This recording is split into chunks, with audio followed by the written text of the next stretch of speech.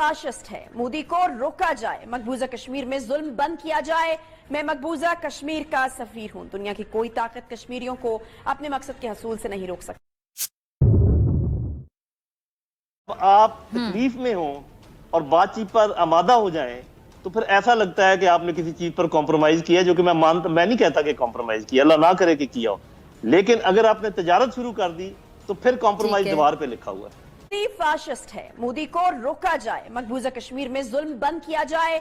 मैं मकबूजा कश्मीर का सफीर हूं, दुनिया की कोई ताकत कश्मीरियों को अपने मकसद के हसूल से नहीं रोक सकती। भारतीय मजमूम मकासद को बेनकाब करेंगे, मोदी बदमाश रियासत बना रहा है, सबक सिखाएंगे। ये सब बातें करते करते बिलाखिर वो दिन आ ही गया। कश्मीर के मुकदमे के वकील वज़ीर आज़म इमरान खान की हुकूमत ने भारत से चीनी, कॉटन और यौन दरामद करने की इजाजत दे दी है। पाकिस्तान ने भारत के साथ अगस्त 2019 को बंद की जाने वाली तिजारत फिर से खोलने का अचानक फैसला कर लिया है। याद रहे कि इससे पहले वज़ीर आज़म इमरान खान को मुतअद्दिद बार भारतीय वज़ीर आज़म से खतों किताबत और टेलीफोन कॉल्स ना हो सकने पर अपोजिशन की जानिब से शदीद तनकीद का निशाना बनाया जाता रहा है। दहशतगर्द भारत जो मकबूजा कश्मीर में हमारे कश्मीरी बहन भाइयों पर जुल्म सितम के पहाड़ तोड़ रहा है, अब उसी भारत के साथ बेहतर ताल्लुकात के इम्कानात रोशन हो चुके हैं। कुछ अर्सा पहले वज़ीर आज़म इमरान खान ने एक तकरीब में खिताब करते हुए कहा था कि भारत एक कदम बढ़े, हम 2 कदम बढ़ाएंगे। अब जब यौम पाकिस्तान के मौके पर मोदी ने वज़ीर आज़म इमरान खान को खत लिखकर मुबारकबाद दी है, यानी एक कदम उठाया है, तो पाकिस्तान ने न सिर्फ खत का जवाब दिया है बल्कि यकतरफा तौर पर तिजारत खोलने का ऐलान भी कर डाला है। मगर सवाल उठ रहे हैं और बड़े अहम सवालात उठ रहे हैं। अगर इन्हीं हालात में ये कदम वज़ीर आज़म इमरान खान नहीं बल्कि किसी और वज़ीर आज़म ने अगर उठाया होता तो मौजूदा हुकूमत का रद्द अमल क्या होता। इसी हवाले से मीडिया से गुफ्तगू करते हुए पाकिस्तान मुस्लिम लीग नून के जनरल सेक्रेटरी एहसन इकबाल ने हुकूमत पर शदीद तनकीद की है। उनका कहना था कि इमरान खान हमें कश्मीर पर लेक्चर दिया करते थे, अब भारत से अनाज दरामद करने की समरी हवाई रफ्तार से चल रही है। क्या भारत ने मकबूजा कश्मीर को जम करने का कदम वापस ले लिया है? ऐसा वज़ीर आज़म पाकिस्तान की ड्राइविंग सीट पर बैठा है जिसे पता ही नहीं खारजा पॉलिसी चलनी कैसे है। ये हुकूमत अपनी नाकामी की कीमत पाकिस्तान से वसूल कर रही है। तहरीक इंसाफ की हुकूमत ने $1 अरब के एवज कश्मीर की जदोजहद का सौदा कर डाला है। एक दोस्त मुल्क के जरिए जो सिफारतकारी की गई है, इसमें कश्मीर को पसे-पुश डाल दिया गया है। अच्छा जाना साहब, आपकी तरफ आना चाहूंगी। अब ये जो मोदी का इस तरह से खत लिखना, पाक भारत तिजारती ताल्लुकात बेहतरी की तरफ जाना, इसको चले अगर हम एक पॉजिटिव वे में देखें, ठीक है, वो आपने जो अभी इजहार किया वो बिल्कुल पाकिस्तानियों के दिलों की आवाज़ थी, जो आपने बोला कि जी उस मसले को हल किए बगैर, पहली सीढ़ी पे कदम रखे बगैर हम डायरेक्ट दूसरी या तीसरी सीढ़ी पे कैसे जा सकते हैं, कि तिजारत की बात कैसे हो सकती है जब तक हम कश्मीरियों के मसले को सीरियसली नहीं लेते, हम उनका नहीं देखते कि वो उनके दिमाग में क्या चल रहा है, वो इस मसले को हल करना चाहते हैं कि नहीं करना चाहते हैं, तिजारत की बात कैसे हो सकती है। लेकिन अगर एक और पहलू उसका देखा जाए कि वज़ीर आज़म जो भारत के, उनका ख़त लिखना, ये जो मामला यहाँ तक पहुँचे, इसमें वज़ीर आज़म इमरान खान साहब की कितनी एफर्ट आपको नज़र आती है, इसका आप कितना क्रेडिट देंगे प्राइम मिनिस्टर इमरान खान साहब को। और दूसरी बात है कि जब वो यहाँ तक आ गए कि तिजारत तक आना चाहते हैं, ताल्लुकात बहाल करना चाहते हैं, तो उन्होंने इमरान खान साहब की वो स्पीचेस भी सुनी होंगी जब इमरान खान साहब ने खुलकर कहा कि मैं कश्मीर का सफ़ीर हूँ, कश्मीर का मसला हल होना चाहिए। तो फिर उस पर भी ज़ाहिर बात है उन्होंने कोई ना कोई कान तो धरे होंगे, कोई ना कोई बात तो उनके ज़हन में भी होगी, कुछ ना कुछ बात तो होगी। इसमें तो कोई शक नहीं है कि जिस तरीके से इमरान खान साहब ने कश्मीर के मसले को उजागर किया है और जितने शद्द-ओ-मद के साथ उजागर किया है और जिस तरीके से पूरी दुनिया से पजीराई मिली है, आपको पता है इंतजार हमें काफी करना पड़ा, लेकिन मॉरल सपोर्ट आना शुरू हुई है जब बहुत सारे एक्सपोजर हो गए ह्यूमन राइट्स के और EU डिसइंफॉर्मेशन लैब के और गोस्वामी के लीक्स और सब कुछ। मेरे ख्याल ये सब कामयाबियां हैं पाकिस्तान की जिस तरीके से भी देखा जाए। लेकिन होता ये है कि सभी ये लोग कहते हैं कि आपका ईमान वो नहीं है जो आप कहते हैं, आपका ईमान वो है जो आप करते हैं। तो मैं ये पूछ रहा हूँ, मैं ये नहीं कह रहा कि आप कश्मीर का मसला हल होने के बाद उनके साथ ताल्लुकात बढ़ाना शुरू करें। मैं तो ये कह रहा हूँ कि आप पहली बातचीत सिर्फ ये करें कि आप कश्मीर का मसला तो हल होगा सो होगा, आप उन पर जुल्म सितम बंद कीजिए और इसके बाद फिर आप जो मर्जी कर लें, नेक्स्ट स्टेप ले लें। आप कह जी सियाचिन का बात कर लेते हैं, उसकी बात कर लेते हैं, लेकिन आप मुझे ये बताइए कि अगर आप कश्मीरी बहन हो और वहाँ पर आपके साथ जुल्म हो रहा हो, वहाँ पर औरतों के रेप हो रहे हो, वहाँ पे लोगों को शहीद किया जा रहा हो और आप कहें कि हम आपसे चीनी खरीदेंगे, हम आपसे प्याज खरीदेंगे, तो ये जो अमलन आप बात कर रहे हैं उसकी नफी कर रहे हैं जो आपने कही थी। آپ نے کہا تھا کہ پہلے ماحول بنے میں آپ سے جس میں totally agree ہم کرتی اپنے ہوں مسائل صاحب. پہ بات کریں. بالکل اور صحیح کہہ رہے ہیں آپ. تو بات یہ ہے کہ اس بات کو کلیئر میں نے کہا میں آپ سے ٹوٹلی اگری کرتی ہوں, بالکل صحیح کہہ رہے ہیں. ٹھیک ہے, تو زاہد صاحب ایک منٹ, جنرل صاحب نے بڑا اہم پوائنٹ ریز کیا, میں ان سے اگری کرتی ہوں کہ اگر جی جنرل صاحب کمپلیٹ کیجئے گا. جی ایک چیز میں اور ایڈ کرنا چاہوں گا سی پیک کے متعلق, آپ نے اس میں سوال کیا تھا اندر رہ گیا, وہ یہ ہے کہ سی پیک کے خلاف ہے امریکہ, جی پلیز, سی پیک کے خلاف ہے ہندوستان, اور آپ کو یہ بھی پتا ہے ہندوستان اور امریکہ جو ہے مل کر چین کو سرکموینٹ کرنا چاہ رہے ہیں.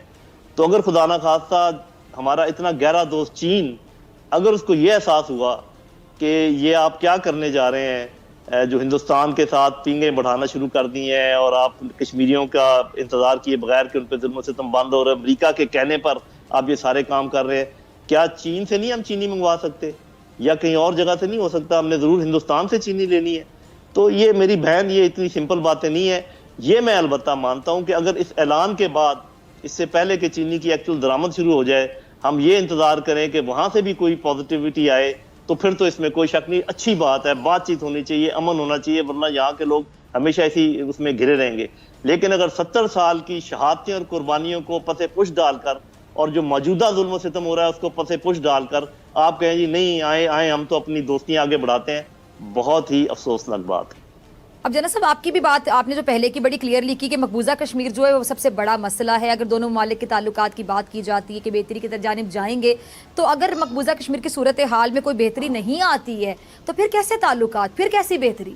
اور اگر وہ بات ہی نہیں کرتے, مقبوضہ کشمیر والے ایشو پہ ٹیبل ٹاک نہیں کرتے, تو ہم کیسے ایکسپیکٹ کریں کہ پھر بہتری کی طرف تعلقات جائیں گے؟ دیکھیں جو بھائی بات کر رہے ہیں بالکل درست کر رہے ہیں کہ آخر تعلقات کی بہتری کے لیے بھی شروع تو بات چیت ہی سے ہوگی نا, اور وہ بات چیت جب شروع کریں گے تب پتہ چلے گا کہ وہ بہتری کی طرف جانے کو تیار ہیں یا نہیں. اس پر تو بالکل کوئی اعتراض نہیں ہے. ہاں جی کتنے سے, اس پر تو کوئی اعتراض نہیں, کسی کو بھی نہیں ہونا چاہیے کہ جی امن ہونا چاہیے, اور امن کی طرف پہلا جو سٹیپ ہے وہ بات چیت ہی ہے.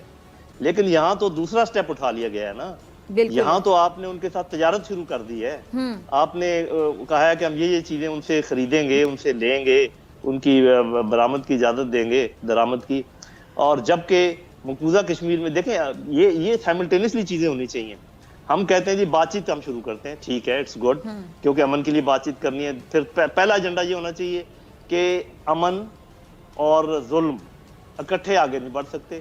آپ ظلم بند کیجئے, ہم امن کی اگلی بات کرتے ہیں. یعنی آپ کی بات سے میں آپ سے ایک اور سوال پوچھنا چاہتی ہوں آپ کی اجازت سے. جنرل صاحب سوری میں آپ کی بات کاٹ رہی ہوں, آپ کی بات سے یہ کنکلوڈ کیا جا سکتا ہے کہ آپ کا کہنے کا مطلب یہ, آپ مزید ذرا کلیئر کر دیجئے گا کہ مجھے جو سمجھ آ رہی ہے کہ تجارت وہ نیکسٹ سٹیپ ہے, تجارت والی بات سے پہلے کشمیر کے معاملے پہ کیا بات ہوگی وہ کلیئر ہو جانا چاہیے کہ وہ اس پہ آئے کہ بات کرتے ہیں نہیں کرتے, کشمیر میں ظلم کا سلسلہ بند کرتے ہیں نہیں کرتے, اس کے بعد تجارت کی کوئی بات کی جائے. جی پرائم منسٹر صاحب نے اپنی تقریر میں بڑا کلیئرلی کہا تھا کہ 370 کو بحال کیا جائے, جو اس کو ایبروگیٹ کیا گیا ہے, اس کے وہ پھر ماحول بنتا ہے بات چیت کا. نہ انہوں نے وہ کیا ہے, وہاں پر وہ ڈیموگرافک چینجز لے کر آ رہے ہیں. اور خود کو تو وہ کشمیر کا سفیر بھی کہتے ہیں نا, انہوں نے کہا تھا میں کشمیر کا سفیر بن کے اب یہ کیس خود لڑوں گا, یہ بھی انہوں نے کہا ہے. بالکل بالکل, اور میرا خیال ہے بڑا اچھا کیس لڑا ہے. ہماری فورن پالیسی کے بھی میں تعریف کروں گا. بالکل لڑا ہے, باقی وزراء اعظم جو پہلے رہے ہیں ان کی نسبت تو بہت اچھا. ہاں جی, پھر دیکھیں آپ نے اسی لیے آپ نے واپس بلائے ہیں ایمبیسڈرز جو ہائی کمشنرز ہیں 370 اس کے بعد کے جو واقعات ہیں اس کے اوپر. تو اگر تو کوئی تبدیلی آئی ہے آن گراؤنڈ تو پھر ہمیں بھی آن گراؤنڈ تبدیلیاں لانی چاہیے. بات چیت پر تو کسی کو کوئی اعتراض نہیں ہے, بات چیت کیے بغیر تو آپ یہ پتہ ہی نہیں لگا سکتے کہ ان کی نیت کیا ہے. لیکن میں 2-3 باتیں بتانا چاہوں گا. ایک تو ہسٹری دیکھ لیجئے کہ ہندوستان نے تب صرف بات چیت کی ہے پاکستان سے جب اس کو تکلیف پہنچی ہے. 47-48 میں جب کشمیری بڑھ رہے تھے سری نگر کی طرف, وہ تب گئے تھے UN سیکورٹی کونسل میں بھاگے. اس کے بعد بھی جب مشرف کے زمانے میں ان کو تکلیف پہنچ رہی تھی, جس قسم کی پہنچ رہی تھی آپ جانتی ہیں, اس وقت ان کو کوئی تکلیف نہیں ہے, بلکہ کشمیری تکلیف میں ہے اور ہم تکلیف میں ہیں. تو پاک بھارت وزرائے اعظم کے درمیان خط و کتابت کا جو سلسلہ شروع ہوا, اس کے بعد آج حکومت نے بھارت سے چینی اور پاکستان کپاس درآمد کرنے کا اعلان کیا ہے. اب آپ کو پتہ ہے مدعا تو جو تھا ہمارا 5 اگست 2019 کے اقدامات, جس کے بعد یہ تمام تجارت اور تعلقات ہمارے کشیدہ ہو گئے تھے بھارت کے ساتھ, وہ مدعا تو اپنی جگہ پر موجود ہے. بھارت نے, مودی نے تو اپنے اقدامات کو ریورس نہیں کیا, واپس نہیں لیا. ہم تجارت بھی شروع کرنا چاہتے ہیں ان کے ساتھ اور اچھے تعلقات کے خواہاں بھی ہیں. کیا اپوزیشن حکومت کے اس اقدامات کو، تجارت کو ویلکم کرے گی، سپورٹ کرے گی؟ آپ نے بہت اہم سوال پوچھا ہے. میں اس کے بارے میں ہی ابھی کسی سے گفتگو کر رہی تھی فون پہ کہ دیکھیں امن جو جس کی پوری بات ہو رہی ہے نا، امن خطے میں اور ہندوستان کے ساتھ اور پھر افغانستان کے ساتھ بھی، اس سے تو کسی کو انحراف نہیں ہے، نہ کوئی اس پہ انگلی اٹھائے گا کہ امن ایز سچ کوئی، بلکہ یہ تو ضروری ہے اور ناگزیر ہے ہمارے اپنے آگے جانے کے لیے. کلائمیٹ چینج ہو یا ٹیررزم ہو یا پانی کا مسئلہ ہو، ایسے بہت سارے ہیومن ایشوز ہیں، سوشل ایشوز ہیں. لیکن بالکل اہم بات، یہ دو باتیں میں اس پر کہوں گی کہ جی جو ڈی جی ایم اوز کی ایکسچینج ہوئی ہے اور آپ نے دیکھا کہ یہ ایک چینل اسٹیبلش ہوا ہے، یہ محترمہ شہید کے آئی تھنک 1988 کے آخری دن، اس سال کے آخری دن پر سائن ہوا تھا نو اٹیک اگریمنٹ کا حصہ. پھر وہ ڈی جی ایم اوز نے اسے جنوری 1 پہ، ہر جنوری 1 پہ ٹیک اپ کیا کہ ہم اپنے عسکری جو انسٹالیشنز ہیں، جو تنصیبات ہیں، اس پر حملہ نہیں کریں گے. اور ایک دوسرے کو بتا دیتے تھے یہاں ہم نے، مطلب ایک یہ مشہور اس زمانہ CBM تھا، کوئی بیچ میں کبھی چلا نہیں چلا، لیکن یہ ہماری کوشش رہی ہے اور حکومت کی کہ چلتا رہے، کیونکہ یہ نیوکلیر حوالے سے. اب وہی چینل ہم نے سنا، استعمال کیا گیا، یہ سارے امن کی ڈسکشن. اور جہاں تک لائن آف کنٹرول میں سیز فائر کی بات ہے، جو 2003 میں یہ آپ کو یاد ہے شروع ہوا تھا، اور پھر بیچ میں 2017 میں تو بالکل اس کی سخت وائلیشن ہوتی رہی اور بار بار ہوتی رہی. 2017 سے یہ بہت ہی تیزی پکڑ رہا تھا ہندوستان کے سیز فائر وائلیشن. کبھی ورکنگ باؤنڈری پر پہنچتے، سیالکوٹ پہنچتے، آپ کے سیولینز جو ہیں بے قصور بے گناہ وہ اس میں مارے جا رہے تھے، شہید ہو رہے تھے. اب یہ ٹھیک ہے، دونوں اطراف کی کشمیری عوام کو لائن آف کنٹرول پہ کشیدگی میں کمی سے تو ضرور فائدہ ہوگا. لیکن اس کے آگے جو بات کی گئی ہے کہ ہم اس کو ایک واضح تر تنازع میں لینا چاہتے ہیں، تو اس کے ٹرمز جو ہیں پاکستان کے پارلیمان یا آزاد کشمیر کی عوام، اور کشمیری سارے ملک میں رہتے ہیں، پاکستان ایک سٹیک ہولڈر ہے پورے کشمیر ایشو میں، وہ ایک ڈسپیوٹیڈ ایشو ہے جو ہمارا کور ایشو ہے یونائٹڈ نیشن. آپ کو نہیں لگتا حکومت کو پارلیمنٹ میں اس معاملے کو اپوزیشن کے ساتھ ڈسکس کرنا چاہیے تھا؟ اگر ایسے اقدامات اٹھانے تھے تو آپ کو اعتماد میں لینا چاہیے تھا پارلیمنٹ کو. بالکل میں نے آج یہ بلکہ کہہ رہی تھی کہ میں کہوں گی کہ ویئر از دا، اس کے ٹرمز کیا ہیں، اس کی خد و خال کہاں ہے، کون سا پیس ہوگا جو دیرپا ہوگا، جس پر مودی آپ کو ایک پرامن طریقے سے ایک آپ کے کشمیریوں کے حق واپس لینے کے حوالے سے بات کر رہا ہے. وہ اپنی 2019 کی باتیں واپس لے رہا ہے، ان چیزوں کو واپس لے رہا ہے. کیا کون سے خد و خال ہیں، کون سے اگریمنٹ ہیں؟ ہم ساری پارٹیز، میں سمجھتی ہوں پولیٹیکل پارٹیز، خاص طور سے پیپلز پارٹی، ایسا تو ہم نے تو نہیں سنا، نہ کوئی بھارت سے ایسی کوئی خبر آئی. ہاں، ہم نے تجارت شروع کرنے کی منظوری ضرور دے دی ہے. آپ کو لگتا ہے کہ اس سے کشمیر کاز کو نقصان پہنچے گا، کشمیریوں کے دل ٹوٹیں گے، وہ ناراض ہوں گے؟ دیکھیے، آپ ایک پروگرام آزاد کشمیر جا کے کر لیں، میری آپ سے گزارش ہے. آپ وہاں کی، ہماری سب کی تنظیمیں ہیں، وہاں الیکشن ہونے والا ہے. آپ صرف 4G دے کر ان کو نہیں، ان کا یہ لالی پاپ نہیں دے سکتے کہ بس اب آپ کو ہم نے تقویت دے دی. تقویت، آپ ان کے کوئی بھی جلسے میں چلے جائیں جو اس ایشو پر بھی نہ ہو، تو ان کا کیا پلیکارڈز اور نعرے ہوتے ہیں، رائے شماری رائے شماری. یہ میں صرف اس لیے نہیں کہہ رہی ہوں کہ حکومت پر تنقید در تنقید کرنے کا کوئی شوق ہے.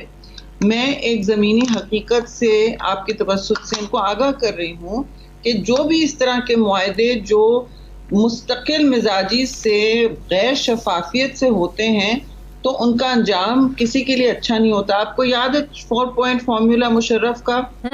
ٹھیک ہے نا، وہ یاد ہے، جس کی بہت آؤ بھگت ہوتی ہے اور ہمارے بیوروکریسی کو بہت شوق ہے اس کو ٹیک اپ کرنے کا. اس میں بہت سارے نکات تھے، ڈی ملٹرائزیشن بھی تھا، پہلا تھا ڈی ملٹرائزیشن، وہ تو نہیں ہوا نا. بالکل. اب دیکھیں، آپ وہ بھی سیکرٹ تھا، اس کا کیا حشر ہوا، اس میں انہوں نے حریت کو انگیج کیا ہوا تھا لیکن پاکستان کی عوام کو نہیں کیا ہوا تھا. ہم سیاسی تنظیموں کو حریت کے ذریعے پتہ چلا جب ان کو پاسپورٹ ملا پاکستان آنے کا. مجھے یاد ہے میں اس میٹنگ میں تھی، میر وائز آئے تھے یہاں پہ اور عمر فاروق، انہوں نے ہمیں بتایا کہ دیکھیے ایسی ایسی بات ہے. میں نے کہا کہیں اس میں ان کی حکومت کی چال تو نہیں، ظاہر ہے کیونکہ چالیں تو ہوتی ہیں. صحیح. اور آپ دیکھ لیں کہ ہمیں تو پولیٹیکل پارٹیز کو یہاں جو اپوزیشن میں ہیں، مین پارٹیز جو ہیں، ہمیں نہیں اعتماد میں لیا گیا اور مجھے ڈر ہے کہ یہ کوئی ایسی چیز نہ ہو جائے جس سے پھر ہمیں آگے جا کے پچھتاوا ہو. تو آپ کہہ رہی ہیں کہ اگر سیاسی جماعتوں کو اعتماد میں لیے بغیر بالا حکومت معاملات کو سلجھانے کی، سیٹ کرنے کی کوشش کرتی ہے تو ہمیں مستقبل میں نقصان پہنچ سکتا ہے اس کا کشمیر کاز کو بھی. بالکل